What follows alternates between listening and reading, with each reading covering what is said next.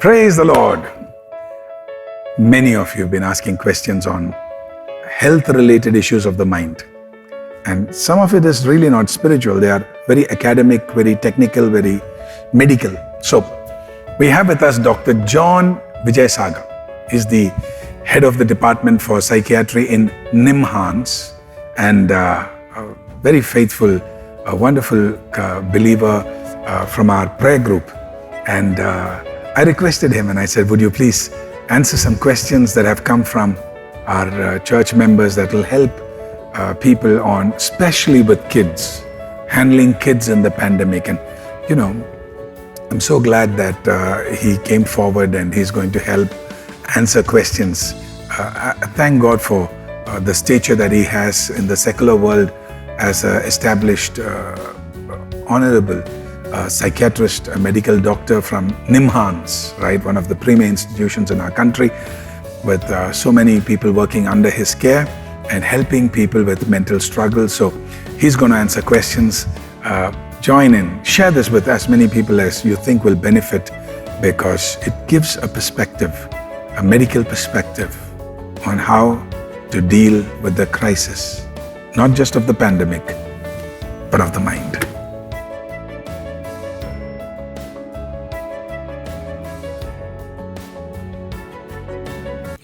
How do I manage depression and bad behavior in kids and teens who are stuck and bored at home and having an overdose of parenting? Because earlier they would go to school and, you know, they didn't have parents with them. So they had the freedom to choose a lot of things without interference from parents. But now that they are for over a year stuck with parents in the house, parents are also feeling that they're interfering too much with their children. Children are feeling there is no space like they had before. And a lot of cases, especially in our church, a lot of cases, parents are working from home. Children are also in the house, in the apartments or in the layout.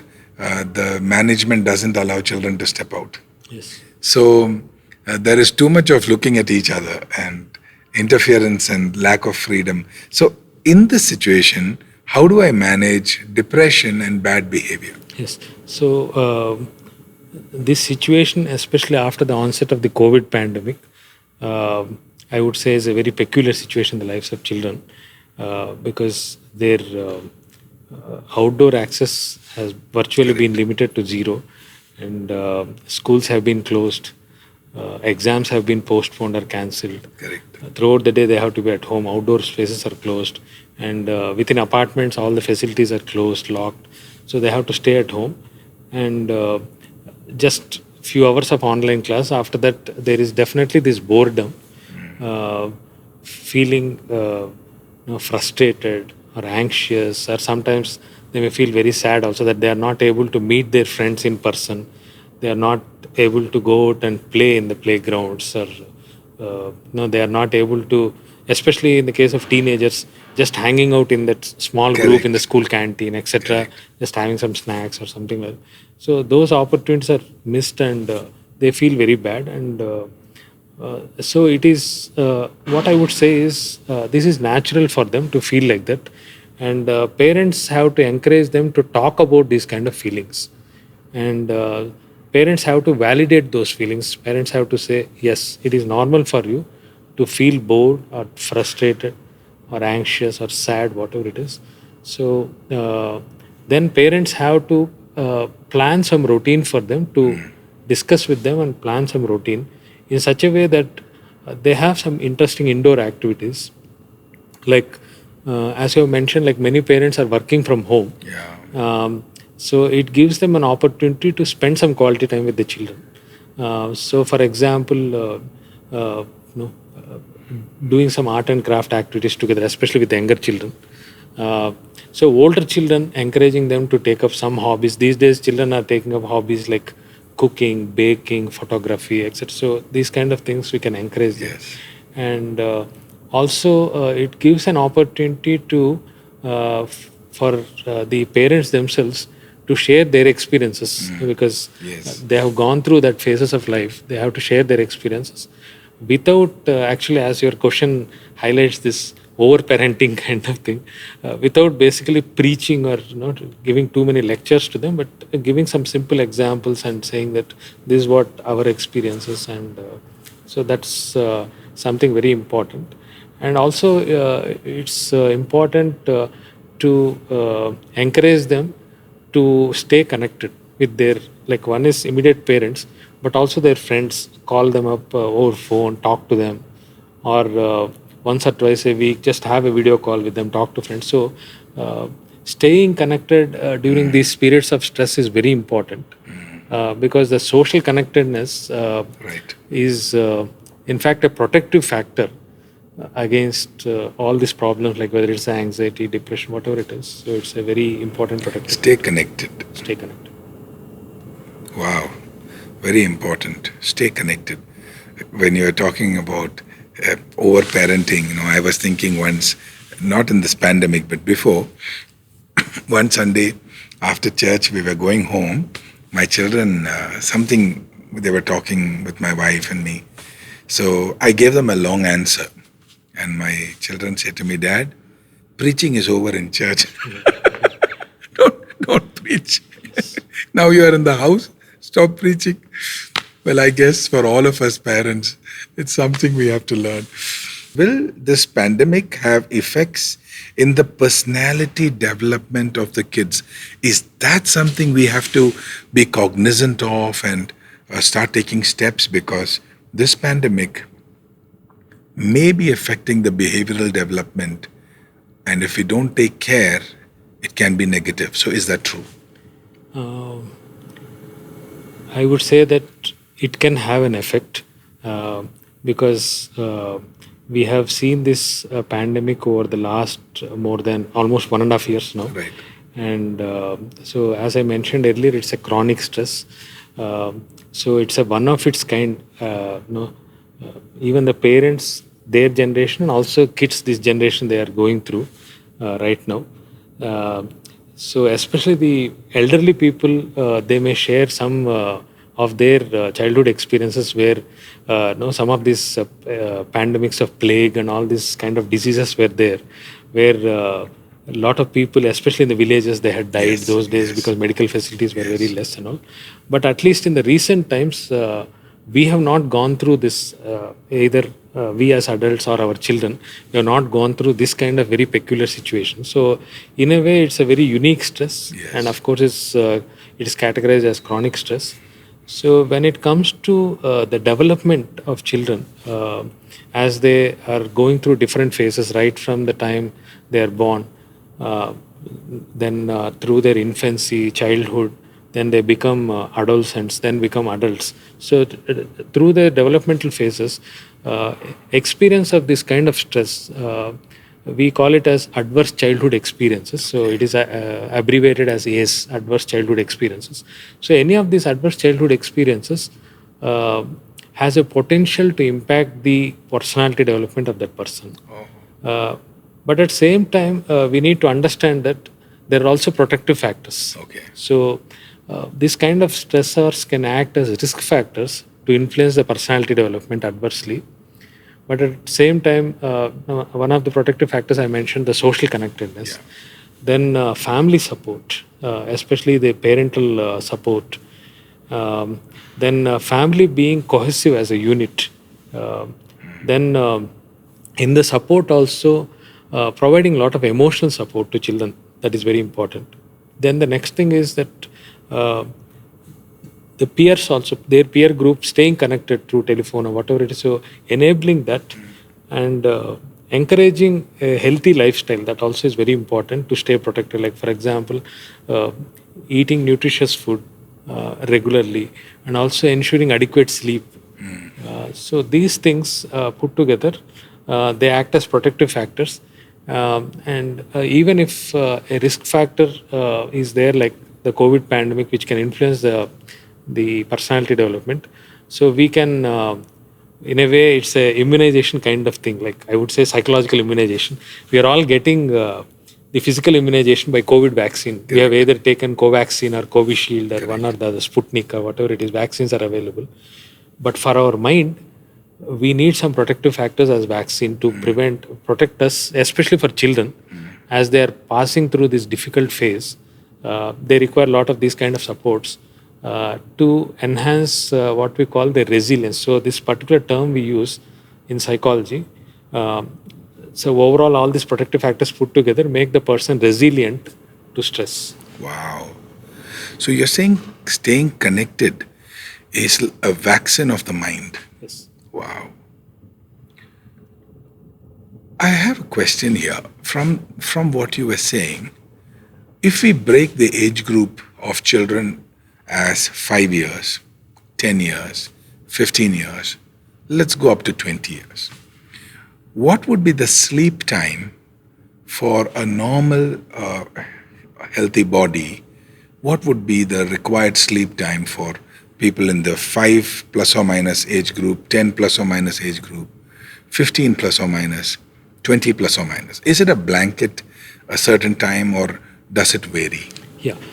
So as far as the younger children are concerned, like till the age of 5 or 6 years, they will require more amount of sleep. So typically, the younger children, they may require anywhere between 8 to 9 hours of sleep per day. 8 to 9 hours, okay. Yes. So if they go to sleep at about 10 in the night, you need to expect them to sleep at least till about 7. Yes, around 6:30 or 7 in the morning. 7, okay. So whereas beyond 6 or 7 years of age, typically a person would require around 6 to 7 hours of sleep. Okay. So we see that these days, due to one is the pandemic situation and lack of outdoor activity, lack of adequate physical activity, more of a sedentary lifestyle, then this increased screen exposure. Correct. And the late sleeping kind of thing, like 12, 1. children, yeah. So we see that they don't sleep at night. So They sleep more in the morning. Yes. Is that bad for the body? Yes, actually it's their sleep rhythm gets disturbed. Like usual rhythm is in the night time the person has to sleep 6 hours or 7 hours, whatever the time. So these children, they don't sleep in the night till say around sometimes even 1 a.m., 2 a.m. also. All of you teens, you're listening to this. So especially, some of you Christian teens, they say Jesus never slept in the night. Okay. And I tell them, yeah, go ahead and pray like Jesus prayed throughout the night. But otherwise, go to sleep. Now listen to what doctor is saying. It's about your mental health. So you're saying about, for children above the age of 10, around 7 hours of sleep is... Yeah, it's a must. And also... these kind of erratic sleep patterns. So sometimes they'll sleep in the nights. Some of the days, actually, we see that they'll be sleeping in the afternoon. Correct. For 3-4 hours, continuous at a stretch. And more than sleeping, we see that due to this pandemic situation, they'll just go and keep lying down. So the physical activity reduces. And they're not really having quality sleep. Yes. They're just resting their body. Yes. So would you say that is not good? That's not good, actually. And in fact, quality of sleep, as you mentioned, is very important. Right. Not just the quantity. Right. And also, they need to have in that 6 to 7 hours for the older children, and even 8 to 9 hours for younger children. They need to have specific time periods of what we call deep sleep. They should be in proper sleep. Sometimes we see that hardly they sleep, like especially some of the older children, when they are sleeping in, say, separate space from the parents, the light will be on. We don't know whether they are playing some games on the gadget or what it is. We don't know. So, but they will tell the parents that you don't worry, I'll sleep.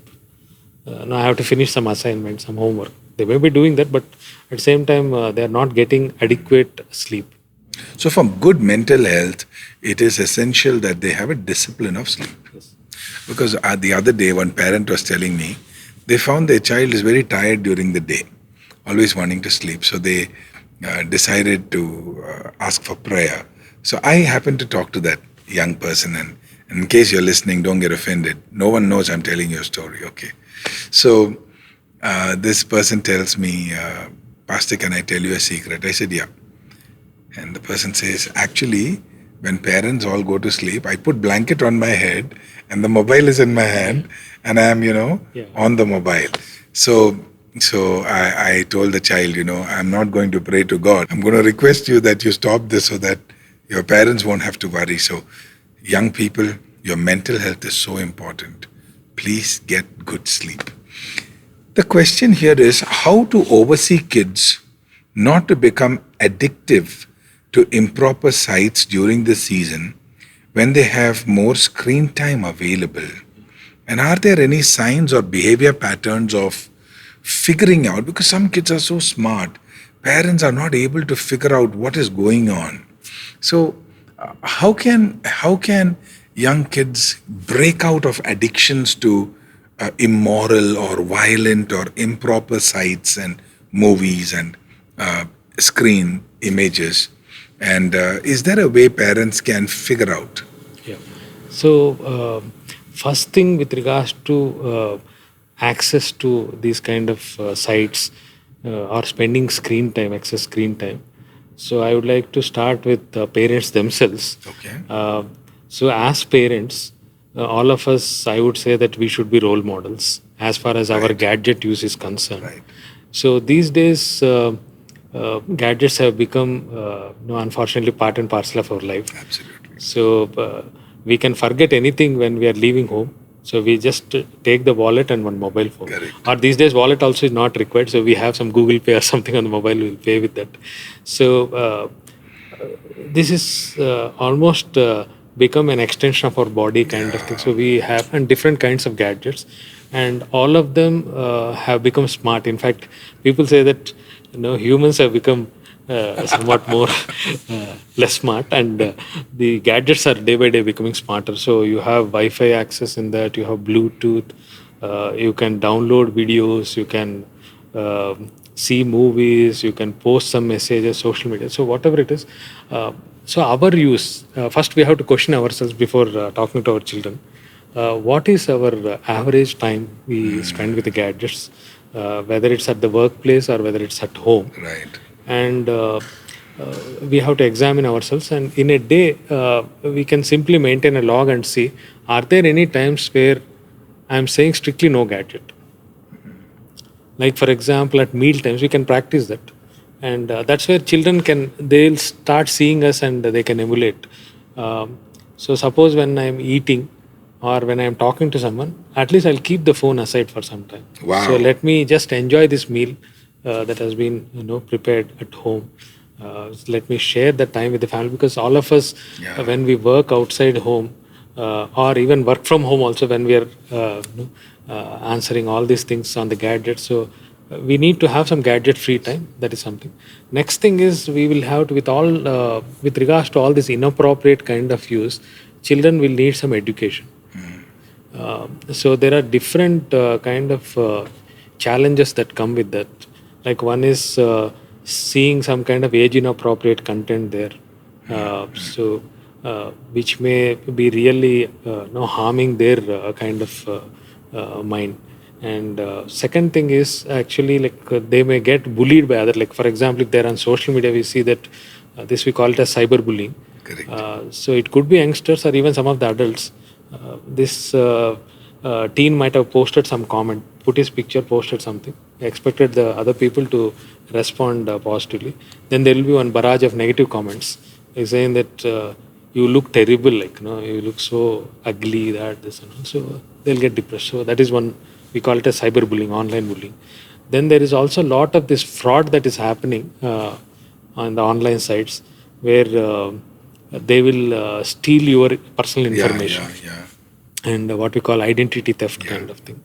And sometimes children, if they access some of these sites and they'll just press something, sometimes they may reveal their personal identity or that of the parents, or sometimes even very sensitive information, like for example the debit card or credit card, they may not know, and they may just go to some shopping site, because Amazon or whatever it is, they'll just go and they'll press something, and we don't know whether that device is very protected or not.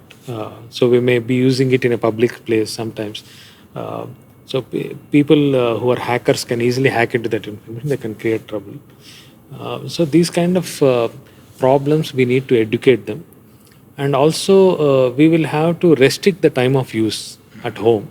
And also, in their routine, we need to ensure that there are some non-gadget kind of activities. Because otherwise, simply because these days, 0% use is impractical. Correct. So, because these online classes are happening, we need to at least give a phone or some iPad or some tablet, something we have to keep at home, some laptop. So, definitely they'll see for some time whatever. You can't lock up the gadgets in the almirah before you go to office. That's not practical. But at the same time, you have to tell them that limited time, and that too you tell them that you use it in the space where, say, in the living room or something, there should not be any secretive kind of use. Right. And also you make it very clear that they are not going to change the passwords or anything. So we should be able to have an access as parents as to what they are seeing. If it is improper, definitely we are going to say no to that use. That has to be told to them in the beginning itself. These rules we have to tell them of gadget use. And if they are violating that rules, we have to restrict the gadget use. And this we have to do in the beginning itself, so that they will not reach the stage of gadget addiction. Right. Because of late we have seen, especially some of the teenagers, getting addicted to especially the games, online games. Yeah, PUBG and all those things. And even when certain things are banned, they will find ways, saying that, okay, PUBG is not there, some other game will be released, I'll be playing that. So then they'll end up spending lots and lots of time. They are not able to control that. And that will lead to certain kind of problems in their functioning, emotions and behaviors. I guess all of us got a good grasp on figuring out easy steps, very easy steps. Thank you for that, doctor. How do I help small kids and teens who are losing social life skills? So, simply because they're having lesser opportunity to interact with others. And this is a very interesting part B of that question. In a situation with zero church fellowship because of the lockdown, it's also leading to spiritual challenges. So how do we overcome these repercussions of kids losing some social skills? Like some simple examples are, when you go to a guest house, children don't even know whom to greet, how to greet, where to look, how to respect, how to be honorable. Talking about gadgets, there's a funny joke about how these days and those days when you go to a house, you're like, kids are like, Auntie, can I have a glass of water? But today kids are like, Auntie, what's the password of the Wi-Fi? So, how to protect the social skills of children? Yeah. So this is a very important question. So as far as this COVID pandemic is concerned, over the last 1.5 years, the impact on especially the very young children with regards to their social development, social as well as I would say the language skills development. These are two interrelated things. Language as well as social development. So as especially the children who are below the age of 6 or 7 years, so as the fundamentals of their language skills are being formed or their social skills are being formed, this pandemic has struck us. And they are staying at home with a very limited social exposure. The play schools are not there, nursery schools are not there, daycare centers are not there. They are just looking at mummy and papa's face, that's all. Or even they are at workplace with some maid who is there at home. So the social exposure has become very limited. So we will have to address that. That is a very urgent thing. So we will have to spend time with those children. And with regards to the language skills, some of the things what we can do is telling stories to them. Telling stories. Reading out stories, telling stories, and exposing them to the rich vocabulary that is found in the stories.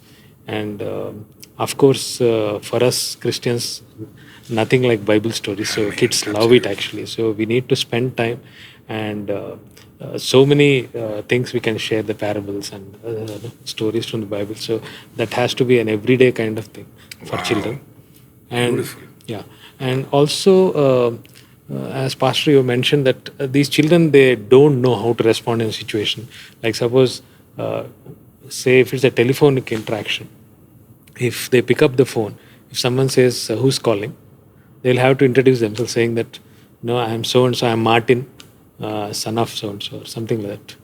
Hello uncle, how are you, something. So they are not getting those kind of things. And also visiting the guests, or someone comes home, they are not sure how to respond, immediately they'll run inside. So the guests will think, no, what is this behavior like? Correct. No, it's a very, I didn't expect this. And so that's where I think there is a particular approach, what we call role play. So we need to, apart from this storytelling, to develop the language. So and also reading. So we have to encourage them to read to develop the language skills. And social skills, the role play is very important, wherein we have to take the individual situations and enact that.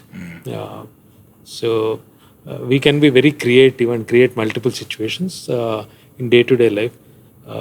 So the father can say, okay, imagine myself as, your uncle who has come from your native place. No, I'm knocking the door. So how would you respond? So you open the door. Then immediately you don't run inside, say mummy or something like that. You say, hello uncle, how are you? Please come inside. Hi, nice to see you. Something like that. So this you model and do the role play. Or suppose if they just happen to see their neighbors in the corridor, just greeting them. So these kind of things, I think, through role play, reading, stories, telling stories. Uh, so we'll have to write from that age, like from 6-7 years of age, we'll have to do that. For older children, already they would have had some friends in school. With this pandemic, what has happened is they've lost touch. Right. In fact, many children whom I meet actually in my clinical setting, I ask them like, are you in touch with your friends? Some of them say, most of them, no, I have lost contact, sir. 2 or 3 people I am in touch, something like that they'll say. So in fact, we should make an effort to renew we have to get back the contact with as many people as possible. And we should encourage children to call them up, have video calls or whatever it is, and connect to them, talk about their day-to-day kind of activities, get suggestions from them, what kind of activities they are doing. So how do they spend time at home, what kind of hobbies they have developed. In fact, it will be useful to join kids, apart from the online class, some useful online hobby kind of class can be there. And coming to this second part of the question, where especially for our children, like Christian children, more so towards that teenage group, for their spiritual growth, it's very important to have the online some kind of interactions from the church.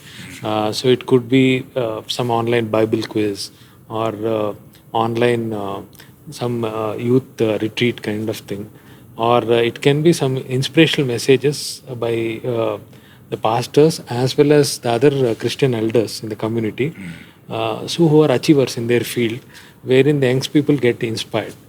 And also these days, another thing is, especially for the teenagers, it will be useful to connect them through some kind of activities for that level, like wherein somebody in that age group itself, they'll take the leadership role, because always they may not be interested to have just the elders coming and telling them to do things how they are supposed to do. So to encourage that leadership within that group, and encouraging them to stay connected at least once a week or so, that will be helpful. And also lastly, they may want to talk and express some of this stress. So what we can do is, especially for our Christian community, like dedicated helplines, wherein so I'm aware that the church also, our Bethel AG also has that helpline. So many people would have called after the COVID pandemic. So these are very helpful. And they can call, and also we can keep some dedicated hours for young people. So wherein they can call and they can express, like especially the challenging issues what we discuss, like all these gadget addictions and all. So it's because they may not feel very comfortable talking to the parents. So I'm going to take this up. Thank you so much for what you said, doctor. I'm going to take it up. Young people, I don't know how, but in a few weeks from now, pastors are available to you on the Zoom. And your parents are also welcome if they are teenagers. so, so I know that was a rude joke, but all the teenagers, church is going to be available to you. Of course, it's available to you even now because it's available to all ages, but then we're going to make a specific effort for young people. Thank you so much for saying that. We want to make it a part of our system. Is it advisable to send children to mingle with other children? Now, obviously, you already answered that question in many ways, in different aspects of it. So, apart from what you already said, is there an answer in addition to what you said? Yeah. So, with regards to allowing children to go out of home and to interact with other children outside. So right now, the lockdown measures have been relaxed, and in fact, we can do it in a very graded manner. That's what I would like to say, rather than completely avoiding and keeping them at home. So we can encourage them because even what I see, some of the play spaces and all within the apartments or the neighborhoods, they are opening, and they are children are able to come out, adults are able to come out. So we should encourage them, and because this isolation at home is gone on for too long, and it's really that has made a lot of psychological impact, and so we should open up, and children should come out because recent over the last 1 year, so what we see is the research has clearly shown that the infectivity rates are very less in children compared to adults. So especially for children below the age of 14 or 15, infectivity rates are very less. And eventually we are going to, especially for the older children, we are going to get vaccines after the adults, and they are going to get immunized. And in fact, one of the renowned virologist who works at NIMHANS, he's also on the government panel, state government panel, Dr. Ravi. So he had mentioned in one of the initial meetings during the first wave of COVID, saying that whether you like it or not, this is a century of viral infections. So today it may be COVID, tomorrow some other infection may come, but we all have to get used to it, and we'll have to follow some precautions. We all have to continue with our lives. So we can't stay indoors for the rest of our lives. Don't get anxious, but you just heard what I heard. So might as well be prepared. So we can go out, but at the same time, we'll have to wear the mask and some of the precautions. And when, as and when the vaccines are available, we'll have to take that adults are already taking.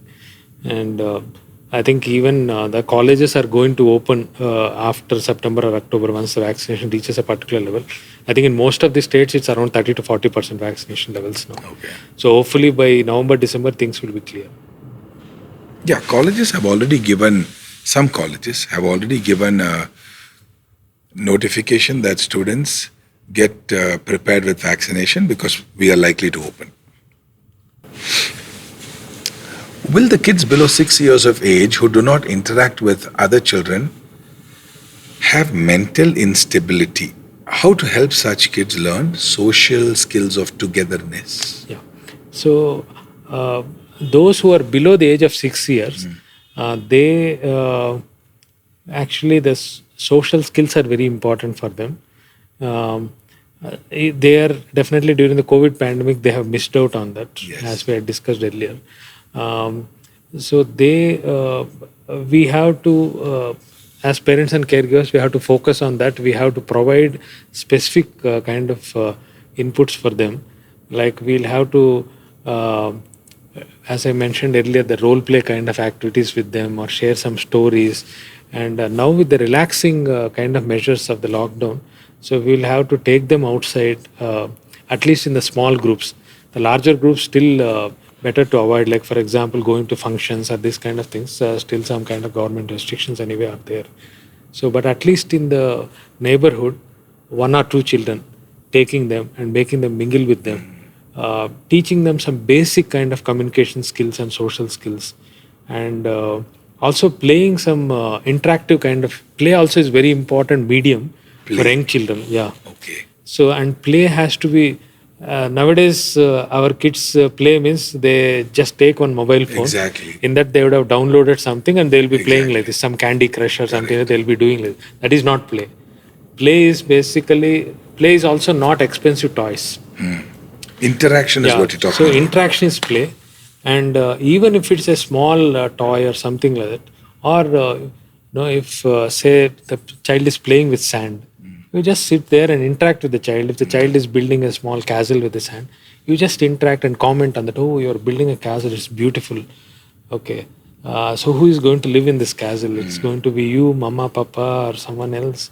Okay, thank you for inviting us. So this way you engage in during play. This interactive thing will build their social skills, will build their language, will build many other things. Like will teach them emotional regulation. They will identify the different emotions during that, and will teach them solving certain day-to-day kind of problems. That way, play is a very powerful medium. Other powerful medium is the art. So we should encourage, especially the young children below the age of 6 years, to draw, to paint different things, and so that helps us to express their emotions naturally.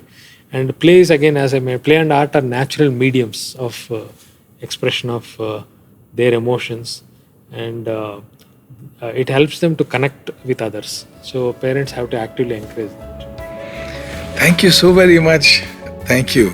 It was a lovely time talking to Dr. John Vijay Sagar. God bless you. Thank you, Doctor. What trauma will children face? This is a very deep question. What trauma will children face who have lost their parents due to this pandemic? And how should the caregiver handle such a kid? Okay. So till about 6 years of age, they don't understand the irreversibility of death. So they may think that this person is he's not around. Major component of that psychological support should be the emotional support. So we should encourage them to talk about this.